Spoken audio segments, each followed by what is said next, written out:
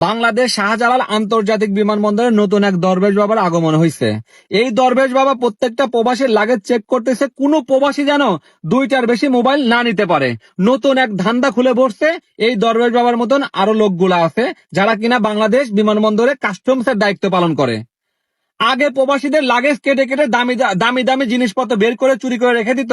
এখন যেহেতু সরকার হার্ডলাইনে আসছে, কোনো প্রবাসীদের লাগেজ কাটতে পারে না। এখন নতুন ধান্দা বের করছে কিভাবে প্রবাসীদের কাছ থেকে মোবাইল বের করে নেবে।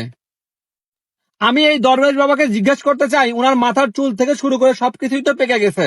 আমি জিজ্ঞেস করতে চাই, একজন একজন প্রবাসী এবং চোরাচালান কারবারি, তাদের কি পার্থক্য আপনি বুঝতে পারেন না? একজন প্রবাসী মাথার ঘাম পায়ে ফেলে যখন বাংলাদেশে যায়, তার নিজস্ব ইনকামের টাকা দিয়ে মোবাইল কিনে নিয়ে তার পরিবার পরিজনের কাছে যায়, আপনি এয়ারপোর্ট থেকে মোবাইলগুলো রেখে দিচ্ছেন। এইটা কোনো যৌক্তিকতা হইল? আপনার মোবাইল গুলা জব্দ করতেছেন।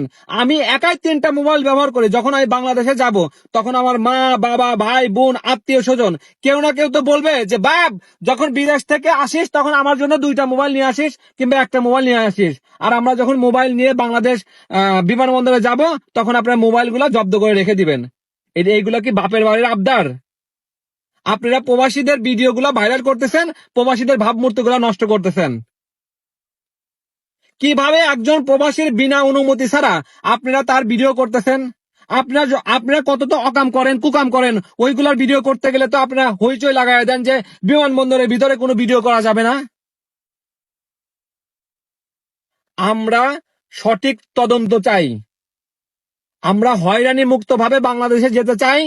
আমরা চাই একজন রিয়াল প্রবাসীর সাথে যেন চোরাচালান কারবারির না মিস করা হয়।